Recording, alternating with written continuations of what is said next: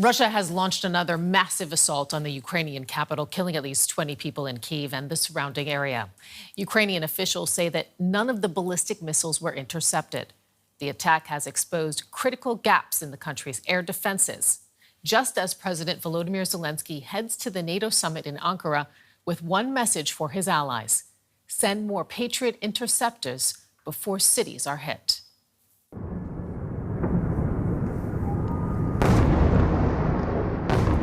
Russia fires a barrage of missiles and drones at Kyiv in the middle of the night. It's the second mass assault on Ukraine's capital in the past few days.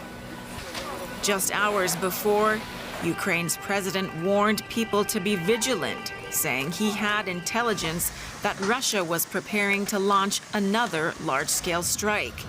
Those who could ran to safety when the air raid sirens sounded, but some were trapped in their apartments. I thought that's it. If, God forbid, there's another strike. We just had bare walls here and nowhere to hide. Everything was falling down. Water started pouring out and there was smoke everywhere. The emergency services began evacuating everyone. Then there was a second strike. This is a nightmare. Let them go to hell. That's what I would say. Putin and all of them. Ukraine's Air Force says it was unable to shoot down any of the ballistic missiles fired by Russia. Ukrainian President Volodymyr Zelenskyy issued this appeal to his allies on the eve of a NATO summit he's attending. He said, "Our warriors performed well today in intercepting drones and cruise missiles, but unfortunately not Russian ballistic missiles. And the reason lies in the insufficient supply of interceptor missiles. It is critically important that the world, first and foremost the United States and our European partners, come out of the NATO summit in Ankara with strong decisions in support of our air defense and thus the protection of ordinary people's lives." Ukrainians are hoping their president can secure more of the Patriot defense systems needed to protect them from further attacks. And DW correspondent Nick Connolly has been covering this war since it began. He joins us now from Kyiv. Nick, this was the second deadly strike on Kyiv in days. What do you think is behind this renewed push? I think, Sarah, if you talk to people here in Kyiv, they would say this is all about the optics and all about that NATO summit that is about to start in Turkey, all about reminding the US president and other European leaders who are going to be there that he still has some cards to play. We've had a lot of news that seemed pretty good for Ukraine in recent weeks about those strikes by Ukrainian drones on Russian energy plants and weapons factories. We've also had some fairly positive rhetoric coming out of the White House, even J.D. Vance, who's by no means a friend of Ukraine, saying that Ukraine is actually doing pretty well and not allowing Russia to gain anything meaningful on the battlefield. So I think that is very certainly, from most Ukrainians, the kind of reason behind this, and obviously taking advantage of the fact that Ukraine has run so low on those Patriot interceptors. We've had the defense minister here, we've had President Zelenskyy, all of them talking in recent weeks about that vital issue. This is basically also partly down also to the war in the Gulf and the fact that the worldwide consumption usage of these missiles is so big. And now the thing that they were warning about for so long has actually happened. And there's a feeling here in Ukraine that basically nothing happens unless things get to the worst possible situation, that basically warning in advance doesn't work, that basically the outside world has to see buildings burning here in Kyiv and people losing their lives before things actually happen. Kyiv says that none of the ballistic missiles, in fact, launched overnight were intercepted. What does that tell us, Nick, about the state of Ukraine's air defenses at the moment? I don't think it means they necessarily have zero interceptors left. They, obviously have to also make the calculation about where those incoming ballistic missiles are going. If there are other targets that are of higher value that still need to be defended, to keep some stocks back. There's also the question of protecting those Patriot systems, right? So sometimes if you were to engage a Russian incoming missile, you could potentially make it clear, obvious to the Russians where that Patriot system is and allow them to try and attack it. And it's also important to differentiate, right? Ballistic missiles, yes, 0 intercepts last night. That is a record. We've not seen that since Patriots got here in 2023.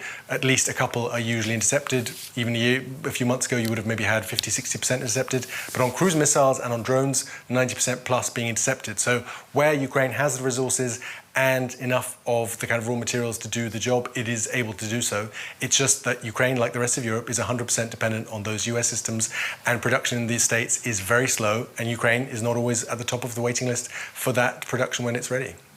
And to your point, Zelenskyy is now pushing allies for more Patriot interceptors ahead of the NATO summit. You know, there's this feeling in Kyiv that Western support is not keeping pace with Russia's attacks. How high is the hope that there will be more support coming now? Well, there's certainly hope that these images might move people in Europe to come up with some kind of deal, right? The thing that Ukraine usually offers is you give us what you have ready in your stockpiles because you're not being attacked right now, and we will promise to then send you the missiles that we have ordered or that have been ordered on Ukraine's behalf from the producers, from the manufacturers in the States, so that when they're ready in a year or two's time, they will then backfill your stocks that you have then given to us now. Whether or not that works, we don't know. The big hope, obviously, is that it will be possible to convince people. But I think it's very important for people watching us to realise quite how small the numbers we're talking about. In the past, we've had a handful, a dozen of interceptors sent each time, big diplomatic efforts just to get countries to cough up 5 or 10 or 15 interceptors. And to stop one ballistic missile properly, you actually probably need 1, 2, 3, maybe maximum interceptors to stop one Russian missile. So if you're getting 15 or 20 interceptors, that's probably fewer than 10 Russian missiles, less than one night's attacks stopped. So this really is a crazy bottleneck, and Ukraine, like the rest of Europe, is really looking into producing its own interceptors because this dependence on the US is just not sustainable. And meanwhile, Ukrainian drones hit Russia's largest refinery in Omsk, located in Siberia. What does that tell us about where this war may be heading now in the coming weeks? Well, sir, we've obviously seen those attacks on oil facilities in recent weeks. Omsk is, by total output, Russia's biggest single refinery. It is, as the crow flies, so direct line 2,500 kilometers from Ukraine's borders. But obviously the drone is likely to have flown a lot further to avoid Russia's air defenses, so maybe north, further than 3,000 kilometers to reach this target. The images on social media seem to suggest a fairly significant fire. We don't obviously know yet what was destroyed, but that basically means that more or less all of the plants, in the top 10 in Russia, with the exception of one that is in eastern Siberia, that is, around 5,000 kilometers away, have all now been hit during this recent campaign. To different extents, they've now been put out of action, or at least had significant fires.